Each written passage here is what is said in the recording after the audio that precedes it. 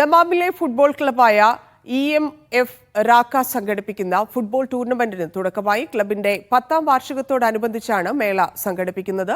Dammam Indian football അസോസിയേഷനിലെ 20 ക്ലബ്ബുകൾ ഏറ്റുമുട്ടും.